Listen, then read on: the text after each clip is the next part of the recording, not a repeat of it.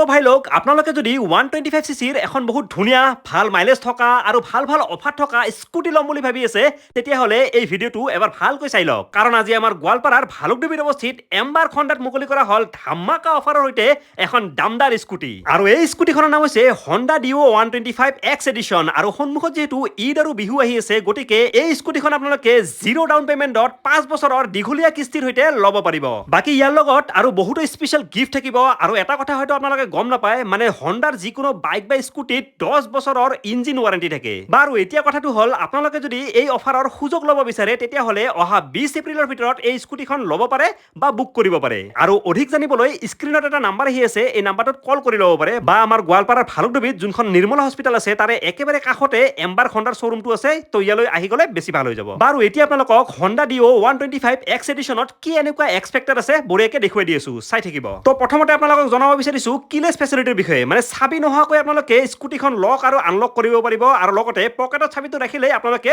স্কুটিখন চলাব পাৰিব বাকি যদি ডিজাইনৰ কথা ক'ব যাওঁ তেতিয়াহ'লে চাব পাৰে স্কুটিখনক কি ধুনীয়া স্পৰ্টি লুক দিয়া গৈছে লগতে ডিজিটেল মিটাৰ কনসোল আৰু ইয়াৰ লগতে ধুনীয়া গ্ৰাফিক্সৰ সৈতে স্কুটিখন চাবলৈ খুবেই ধুনীয়া লাগে লগতে আপোনালোকে স্কুটিখনৰ যদি হুইলটো চাব পাৰে কি ধুনীয়া ৰেড কালাৰৰ হুইল দিয়া হৈছে লগতে ডিস্ক ব্ৰেক আৰু ইয়াৰ লগতে ডুৱেল টোন কালাৰৰ দিয়া হৈছে লগতে ইয়াতে দিয়া হৈছে TFT ডিসপ্লে য'ত আপোনালোকে মোবাইল ফোন কানেক্ট কৰিব পাৰিব লগতে নেভিগেশ্যন চাব পাৰিব আৰু ইয়াৰ লগতে বুট স্পেচ যদি চাব পাৰে ইয়াতে এটা হেলমেট ৰাখিব পাৰিব আৰু এইফালে আছে ফিউল টেংকটো আৰু ইয়াতে আপোনালোকে 5.3 লিটাৰ পেট্ৰল ভৰাব পাৰিব আৰু এতিয়া আটাইতকৈ ডাঙৰ কথাটো হৈছে মাইলেজ মানে হণ্ডাই ক্লেইম কৰা মতে এইখন স্কুটিত আপোনালোকে 48 ৰ পৰা 50 কিলোমিটাৰ পাৰ লিটাৰ মাইলেজ পাই যাব আৰু এতিয়া মোৰ লগত এজন খুৰা আছে আৰু খুৰাই আজি হণ্ডা ডিঅ 125 এক্স এডিশ্যনখন লৈছে আৰু লগতে বহুত ধুনীয়া ধুনীয়া কিছুমান গিফ্ট পাইছে তো আপোনালোকে যদি ল'ব বিচাৰে তেতিয়াহ'লে স্ক্ৰীনত নাম্বাৰটো আহি আছে ইয়াতে কল কৰি ল'লে হ'ল আৰু লগতে যিসকলে কাম বিচাৰি আছে তেওঁলোকৰ বাবে এটা ভাল খবৰ মানে এওঁলোকৰ এখন সাব ডিলাৰ খুলি আছে দুধনৈত তো আপোনালোকৰ মাজত যদি কোনোবা টেকনিচিয়ান বা মেকানিক আছে